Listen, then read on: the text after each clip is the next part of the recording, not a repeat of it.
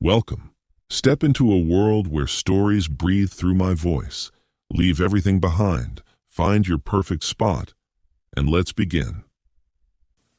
An anomaly which often struck me in the character of my friend Sherlock Holmes was that, although in his methods of thought he was the neatest and most methodical of mankind, and although also he affected a certain quiet primness of dress, he was nonetheless in his personal habits one of the most untidy men that ever drove a fellow lodger to distraction. Not that I am in the least conventional in that respect myself. The rough-and-tumble work in Afghanistan, coming on top of a natural bohemianism of disposition, has made me rather more lax than befits a medical man. But with me there is a limit, and when I find a man who keeps his cigars in the coal-scuttle, his tobacco in the toe-end of a Persian slipper, and his unanswered correspondence transfixed by a jackknife into the very centre of his wooden mantelpiece, then I begin to give myself virtuous airs.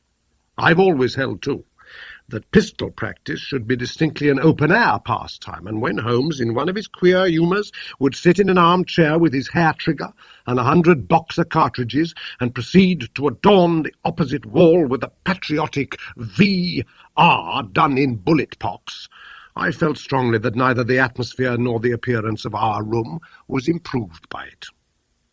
Our chambers were always full of chemicals and of criminal relics, which had a way of wandering into unlikely positions and of turning up in the butter dish or in even less desirable places. But his papers were my great crux. He had a horror of destroying documents, especially those which were connected with his past cases, and yet it was only once in every year or two that he would muster energy to docket and arrange them. For, as I've mentioned somewhere in these incoherent memoirs, the outbursts of passionate energy when he performed the remarkable feats with which his name is associated were followed by reactions of lethargy, during which he would lie about with his violin and his books, hardly moving save from the sofa to the table. Thus, month after month, his papers accumulated until every corner of the room was stacked with bundles of manuscript, which were on no account to be burned, and which could not be put away save by their owner. One winter's night, as we sat together by the fire, I ventured to suggest to him that as he'd finished pasting extracts into his commonplace book, he might employ the next 2 hours in making our room a little more habitable.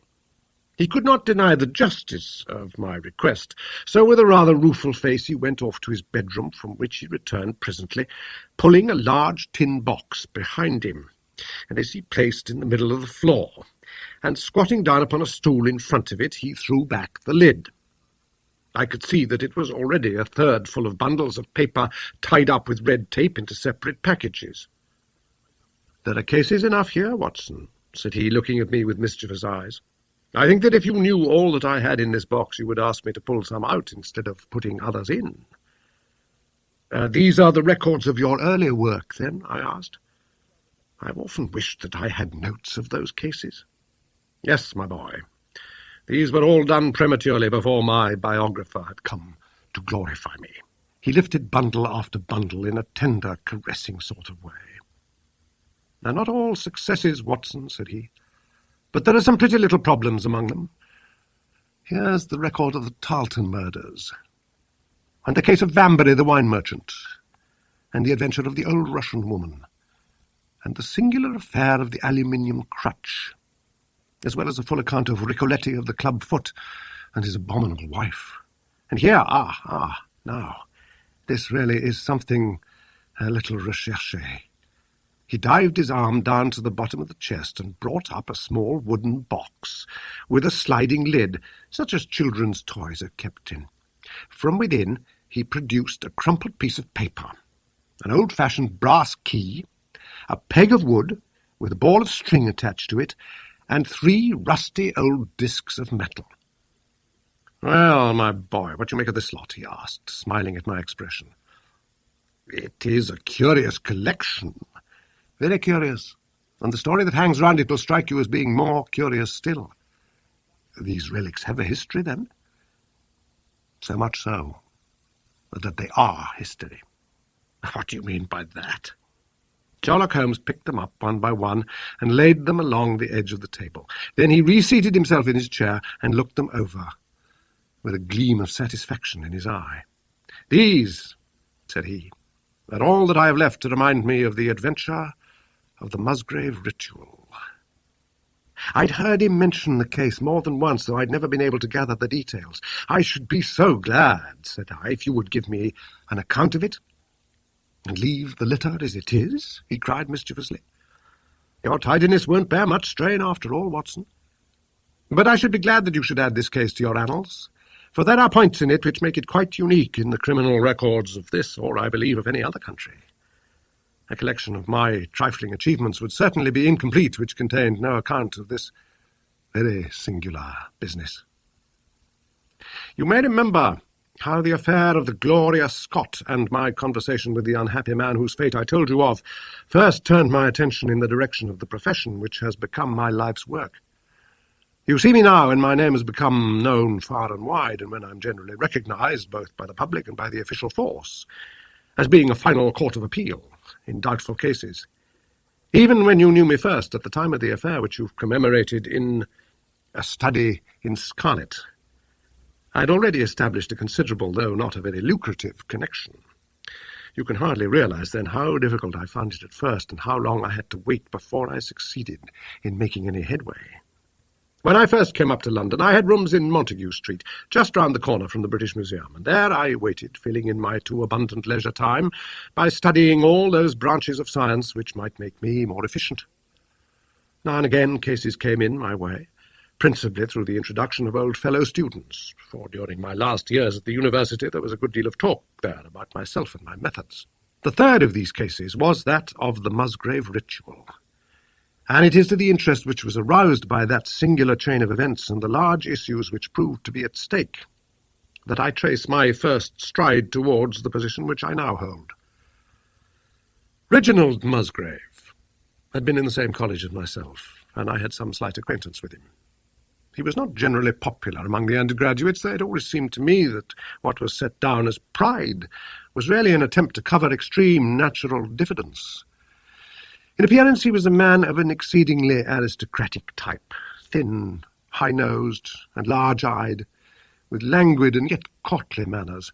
He was indeed a scion of one of the very oldest families in the kingdom, though his branch was a cadet one, which had separated from the northern Musgraves sometime in the 16th century, and had established itself in western Sussex, where the manor house of Hurlstone is perhaps the oldest inhabited building in the county. Something of his birthplace seemed to cling to the man, and I never looked at his pale, keen face or the poise of his head without associating him with grey archways and mullioned windows, and all the venerable wreckage of a feudal keep. Once or twice we drifted into talk, and I can remember that more than once he expressed a keen interest in my methods of observation and inference. For 4 years I'd seen nothing of him until one morning he walked into my room in Montague Street. He'd changed little, was dressed like a young man of fashion.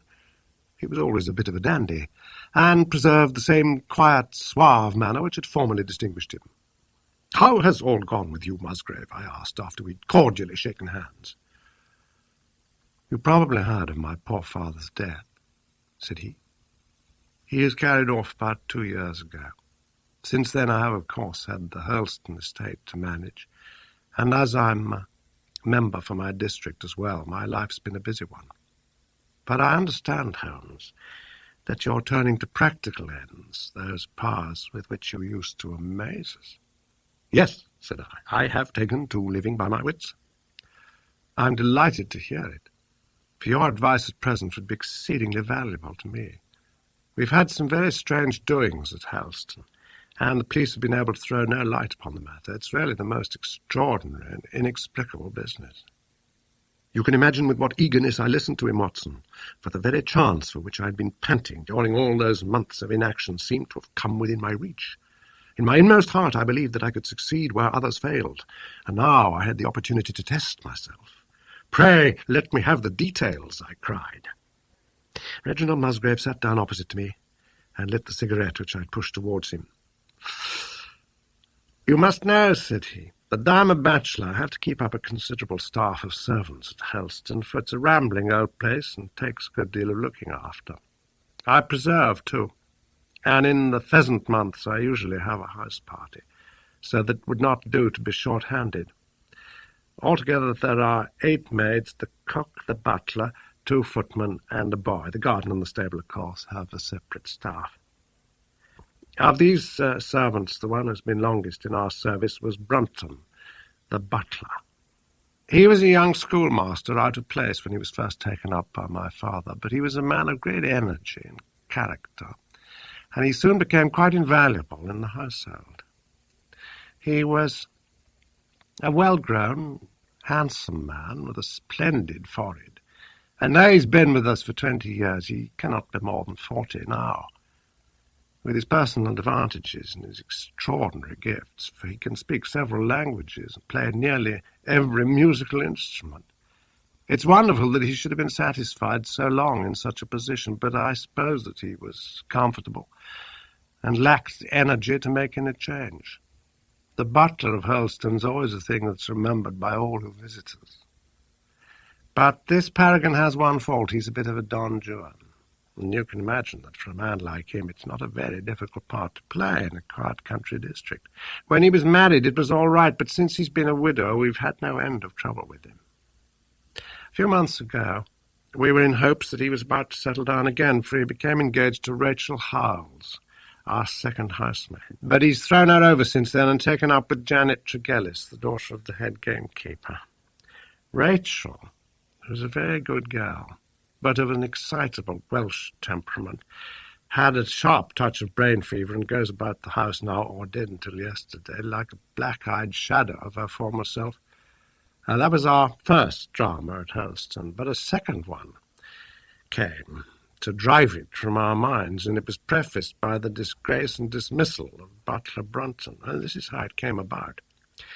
I've said that the man was intelligent, and this very intelligence has caused his ruin, for it seems to have led to an insatiable curiosity about things which did not in the least concern him. I had no idea of the lengths to which this would carry him until the merest accident opened my eyes to it. I've said that the house is a rambling one. One day last week, on Thursday night to be more exact, I found that I could not sleep, having foolishly taken a cup of strong café noir after my dinner. After struggling against it until 2 in the morning, I felt it was quite hopeless, so I rose and lit a candle with the intention of continuing a novel which I was reading. The book, however, had been left in the billiard room, so I pulled on my dressing gown and started off to get it. In order to reach the billiard room, I had to descend a flight of stairs and then cross the head of a passage which led to the library and the gun room. You can imagine my surprise when, as I looked down this corridor, I saw a glimmer of light coming from the open door of the library. I'd myself extinguished the lamp and closed the door before coming to bed, and actually my first thought was of burglars. The corridors of Hurlstone have their walls largely decorated with trophies of old weapons, and from one of these I picked a battle-axe, and then, leaving my candle behind me, I crept on tiptoe down the passage and peeped in at the open door. Brunton, the butler, was in the library. He was sitting fully dressed in an easy chair with a slip of paper which looked like a map upon his knee, and his forehead sunk forward upon his hand in deep thought. I stood dumb with astonishment, watching him from the darkness.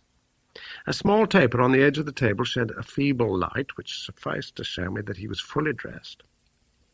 Suddenly, as I looked, he rose from his chair and, walking over to a bureau at the side, he unlocked it and drew out one of the drawers. From this he took a paper, and returning to his seat, he flattened it out beside the taper on the edge of the table and began to study it with minute attention.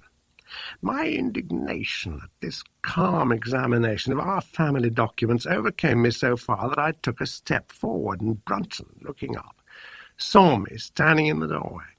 He sprang to his feet, his face turned livid with fear, and he thrust into his breast that chart-like paper which he'd been originally studying.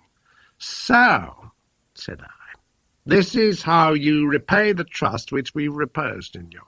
You'll leave my service tomorrow." He bowed with the look of a man who is utterly crushed, and slunk past me without a word. The taper was still on the table, and by its light I glanced to see what the paper was which Brunton had taken from the bureau. To my surprise, it was nothing of any importance at all. It's simply a copy of the questions and answers in the singular old observance called the Musgrave Ritual. It's a sort of ceremony peculiar to our family, which each Musgrave for centuries past has gone through on his coming of age, a thing of private interest, and perhaps of some little importance to the archaeologist, like our own blazonings and charges, but of no practical use whatever. "We had better come back to the paper afterwards," said I. "If you think it really necessary," he answered with some hesitation. To continue my statement, however, I relocked the bureau, using the key which Brunton had left, and I turned to go, and I was surprised to find that the butler had returned and was standing before me. "Mr. Musgrave, sir," he cried in a voice which was hoarse with emotion, "I can't bear disgrace, sir. I've always been proud above my station in life, and disgrace would kill me. My blood will be on your head, sir. It will indeed, if you drive me to despair. If you cannot keep me after what has passed, then for God's sake let me give you notice and leave in a month, as if of my own free will. I could stand that, Mr. Musgrave, but not to be cast out before all the folk that I know so well." "You don't deserve much consideration, Brunton," I answered. "Your conduct has been most infamous. However, as you've been a long time in the family, I have no wish to bring public disgrace upon you. A month, however, is too long. Take yourself away in a week, and give what reason you like for going." "Only a week, sir?" he cried in a despairing voice. "A fortnight, say at least a fortnight." "A week," I repeated, "and you may consider yourself to have been very leniently dealt with." He crept away, his face sunk upon his breast like a broken man, while I put out the light and returned to my room. Now, for 2 days after this, Brunton was most assiduous in his attention to his duties. I made no allusion to what had passed, and waited with some curiosity to see how he'd cover his disgrace. On the third morning, however, he did not appear, as was his custom, after breakfast, to receive my instructions for the day. As I left the dining-room, I happened to meet Rachel Howells, the maid. I've told you that she'd only recently recovered from an illness, and was looking so wretchedly pale and wan that I remonstrated with her for being at work. "You should be in bed," I said. "Come back to your duties when you're stronger." She looked at me with so strange an expression that I began to suspect that her brain was affected. "I am strong enough, Mr. Musgrave," said she. "We will see what the doctor says," I answered. "You must stop work now, and when you go downstairs, just say that I wish to see Brunton." "The butler is gone," said she. "Gone? Gone where?" "He's gone. No one has seen him. He's not in his room. Oh, yes, he's gone. He's gone." She fell back against the wall with shriek after shriek of laughter, while I, horrified at this sudden hysterical attack, rushed to the bell to summon help. The girl was taken to her room, still screaming and sobbing, while I made inquiries about Brunton. There was no doubt about it that he'd disappeared. His bed had not been slept in. He'd been seen by no one since he'd retired to his room the night before, and yet it was difficult to see how he could have left the house, as both windows and doors were found to be fastened in the morning. His clothes, his watch, and even his money were in his room, but the black suit which he usually wore was missing. His slippers, too, were gone, but his boots were left behind. Where, then, could Butler Brunton have gone in the night, and what could have become of him now? Of course, we searched the house from cellar to garret, but there was no trace of him. It is, as I've said, a labyrinth of an old house, especially the original wing, which is now practically uninhabited. But we ransacked every room and cellar, without discovering the least sign of the missing man. It was incredible to me that he could have gone away, leaving all his property behind him. And yet where could he be? I called in the local police, but without success. Rain had fallen on the night before, and we examined the lawn and the paths all round the house, but in vain. Matters were in this state when a new development quite drew our attention away from the original mystery. For 2 days, Rachel Howells had been so ill, sometimes delirious, sometimes hysterical, that a nurse had been employed to sit up with her at night. On the third night after Brunton's disappearance, the nurse, finding her patient sleeping nicely, had dropped into a nap in the armchair. When she woke in the early morning to find the bed empty, the window open, and no signs of the invalid. I was instantly aroused, and with the 2 footmen started off at once in search of the missing girl. It was not difficult to tell the direction which she'd taken, for, starting from under her window, we could follow her footmarks easily across the lawn to the edge of the mere, where they vanished, close to the gravel path which leads out of the grounds. The lake there is 8 feet deep. You can imagine our feelings when we saw that the trail of the poor demented girl came to an end at the edge of it. Of course, we had the drags at once and set to work to recover the remains, but no trace of the body could we find. On the other hand, we brought to the surface an object of a most unexpected kind. It was a linen bag which contained within it a mass of old rusted and discoloured metal, and several dull-coloured pieces of pebble or glass. Now, this strange find was all that we could get from the mere, and although we made every possible search and inquiry yesterday, we know nothing of the fate either of Rachel Howells or of Richard Brunton. The county police are at their wits' end. I've come up to you as a last resource.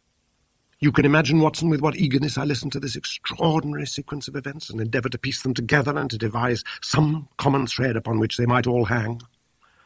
The butler was gone. The maid was gone.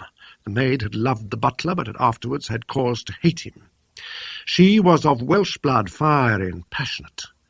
She had been terribly excited immediately after his disappearance. She had flung into the lake a bag containing some curious contents. These were all factors which had to be taken into consideration, and yet none of them got quite to the heart of the matter.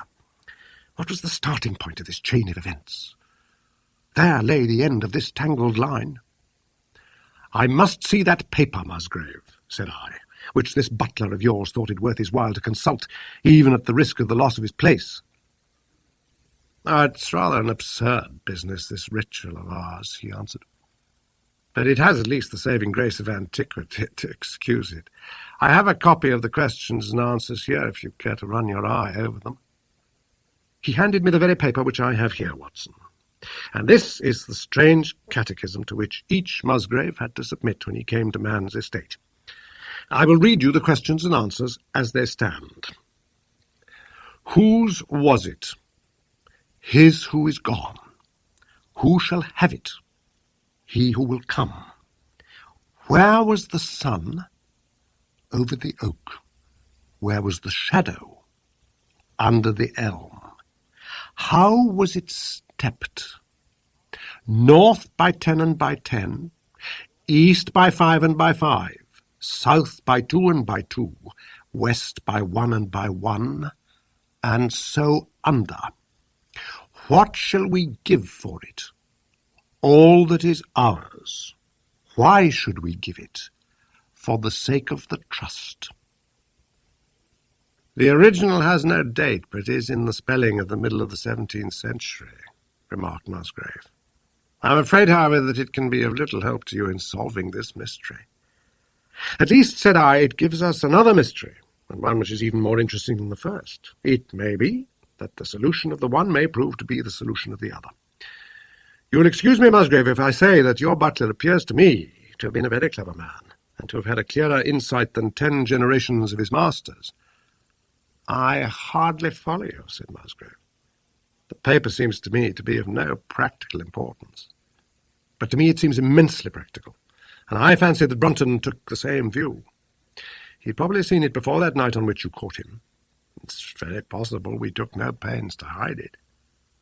He simply wished, I should imagine, to refresh his memory upon that last occasion. He had, as I understand, some sort of map or chart which he was comparing with the manuscript, and which he thrust into his pocket when you appeared. That is true. But what could he have to do with this old family custom of ours? And what does this rigmarole mean? I don't think that we should have much difficulty in determining that, said I. With your permission, we will take the first train down to Sussex and go a little more deeply into the matter upon the spot. That same afternoon saw us both at Hurlstone. Possibly you've seen pictures and read descriptions of the famous old building, so I'll confine my account of it to saying that it is built in the shape of an L, the long arm being the more modern portion and the shorter the ancient nucleus from which the other is developed. Over the low, heavy-lintel door in the centre of this old part is chiselled the date 1607, but experts are agreed that the beams and stonework are really much older than this. The enormously thick walls and tiny windows of this part had, in the last century, driven the family into building the new wing, and the old one was used now as a storehouse and a cellar when it was used at all. A splendid park with fine old timber surrounds the house, and the lake, to which my client had referred, lay close to the avenue, about 200 yards from the building. I was already firmly convinced, Watson, that there were not 3 separate mysteries here, but one only, and that if I could read the Musgrave Ritual aright, I should hold in my hand the clue which would lead me to the truth concerning both the butler Brunton and the maid Howells. To that, then, I turned all my energies. Why should this servant be so anxious to master this old formula? Evidently because he saw something in it which had escaped all those generations of country squires, and from which he expected some personal advantage. What was it, then, and how had it affected his fate? It was perfectly obvious to me on reading the ritual that the measurements must refer to some spot to which the rest of the document alluded, and that if we could find that spot we should be in a fair way towards finding what the secret was which the old Musgraves had thought it necessary to embalm in so curious a fashion. There were 2 guides given us to start with, an oak and an elm. As to the oak, there could be no question at all. Right in front of the house, upon the left-hand side of the drive, there stood a patriarch among oaks, one of the most magnificent trees that I've ever seen. That was there when your ritual was drawn up, said I, as we drove past it. It was there at the Norman Conquest, in all probability, he answered. It has a girth of 23 feet. Here was one of my fixed points secured. Have you any old elms? I asked. There used to be a very old one over yonder, but it was struck by lightning 10 years ago, and we cut down the stump. You can see where it used to be? Ah, yes. There are no other elms? No old ones, but plenty of beeches. I should like to see where it grew. We had driven up in a dog-cart, and my client led me away at once, without our entering the house, to the scar on the lawn where the elm had stood.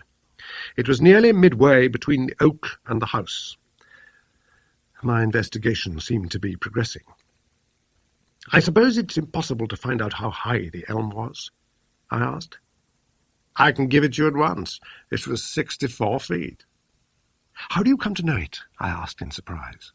When my old tutor used to give me an exercise in trigonometry, it always took the shape of measuring heights. When I was a lad, I worked out every tree and building in the estate. This was an unexpected piece of luck. My data were coming more quickly than I could have reasonably hoped. Tell me, I asked, did your butler ever ask you such a question? Reginald Musgrave looked at me in astonishment. Now that you call it to my mind, he answered, Brunton did ask me about the height of the tree, some months ago in connection with some little argument with the groom. This was excellent news, Watson, for it showed me that I was on the right road. I looked up at the sun. It was low in the heavens, and I calculated that in less than an hour it would lie just above the topmost branches of the old oak.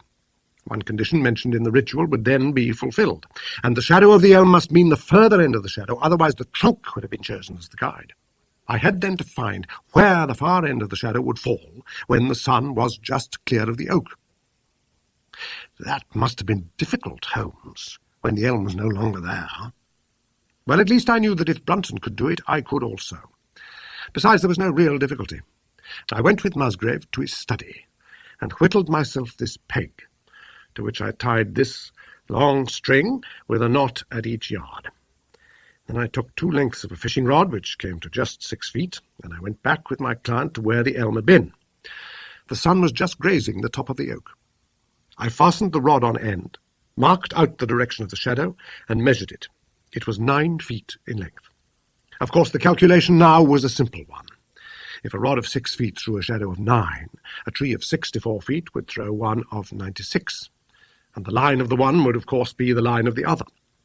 I measured out the distance, which brought me almost to the wall of the house, and I thrust a peg into the spot. You can imagine my exultation, Watson, when within 2 inches of my peg I saw a conical depression in the ground. I knew that it was the mark made by Brunton in his measurements, and that I was still upon his trail. From this starting point, I proceeded to step, having first taken the cardinal points by my pocket compass. 10 steps with each foot took me along, parallel with the wall of the house, and again I marked my spot with a peg. Then I carefully paced off 5 to the east and 2 to the south. It brought me to the very threshold of the old door. 2 steps to the west meant now that I was to go 2 paces down the stone-flagged passage. And this was the place indicated by the ritual. Never have I felt such a cold chill of disappointment, Watson. For a moment it seemed to me that there must be some radical mistake in my calculations. The setting sun shone full upon the passage floor, and I could see that the old foot-worn grey stones with which it was paved were firmly cemented together, and had certainly not been moved for many a long year. Brunton had not been at work here. I tapped upon the floor, but it sounded the same all over, and there was no sign of any crack or crevice. But fortunately Musgrave, who had begun to appreciate the meaning of my proceedings, and who was now as excited as myself, took out his manuscript to check my calculations. "And under," he cried. "You've omitted the and under." I'd thought that it meant that we were to dig, but now, of course, I saw at once that I was wrong. "There is a cellar under this, then?" I cried. "Yes, and as old as the house, down there, through this door." We went down a winding stone stair, and my companion, striking a match, lit a large lantern which stood on a barrel in the corner.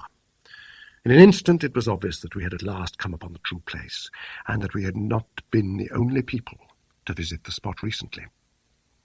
It had been used for the storage of wood, but the billets, which had evidently been littered over the floor, were now piled at the sides so as to leave a clear space in the middle. In this space lay a large and heavy flagstone with a rusted iron ring in the centre, to which a thick shepherd's check muffler was attached. "By Jove!" cried my client. "That's Brunton's muffler. I've seen it on him, could swear to it. What has the villain been doing here?" At my suggestion, a couple of the county police were summoned to be present, and I then endeavoured to raise the stone by pulling on the cravat.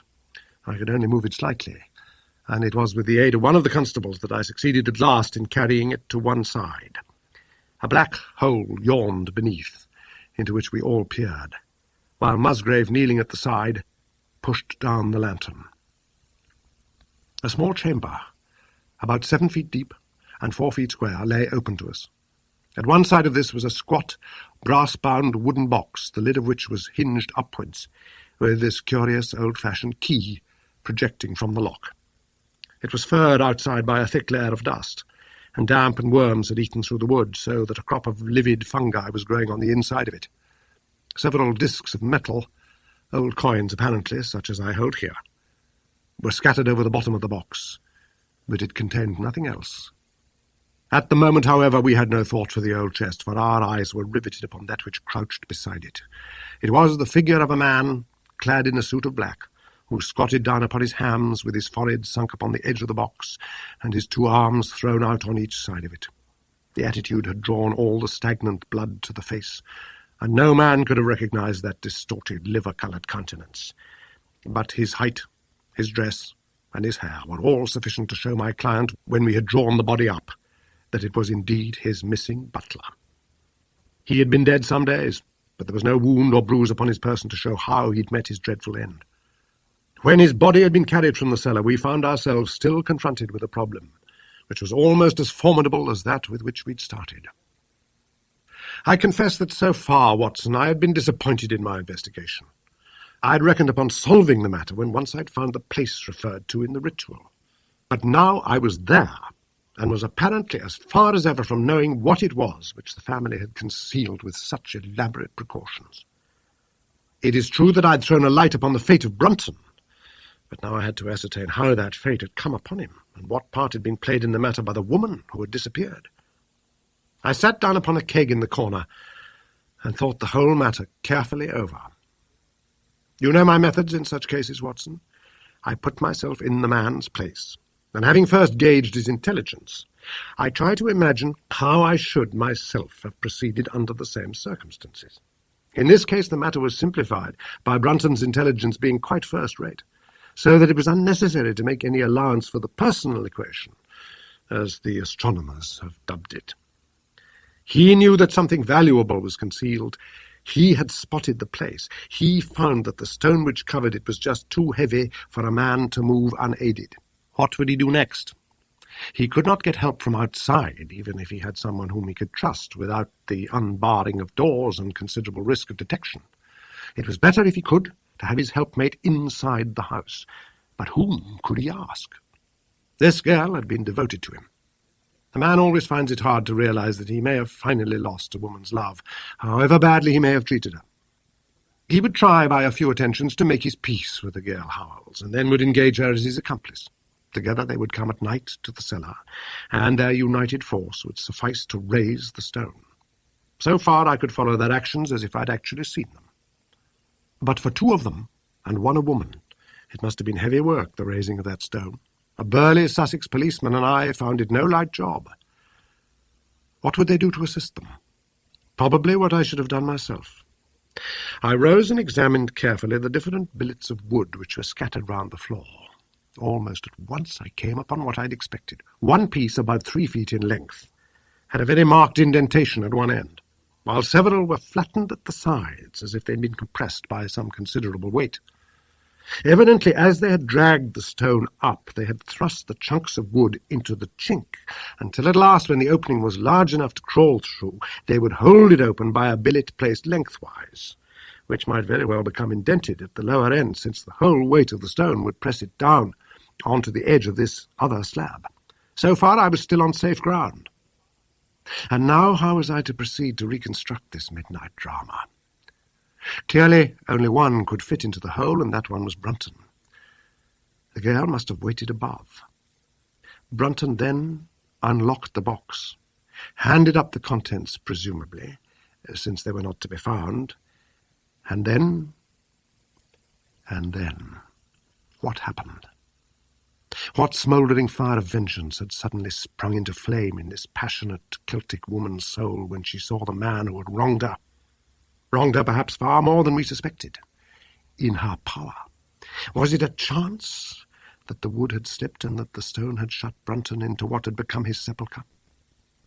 Had she only been guilty of silence as to his fate? Or had some sudden blow from her hand dashed the support away and sent the slab crashing down into its place?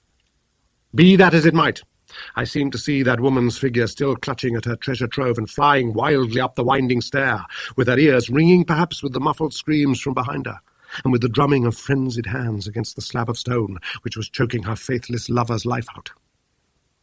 Here was the secret of her blanched face, her shaken nerves, her peals of hysterical laughter on the next morning. But what had been in the box? What had she done with that? Of course, it must have been the old metal and pebbles which my client had dragged from the mere. She had thrown them in there at the first opportunity to remove the last trace of her crime. For 20 minutes I had sat motionless, thinking the matter out.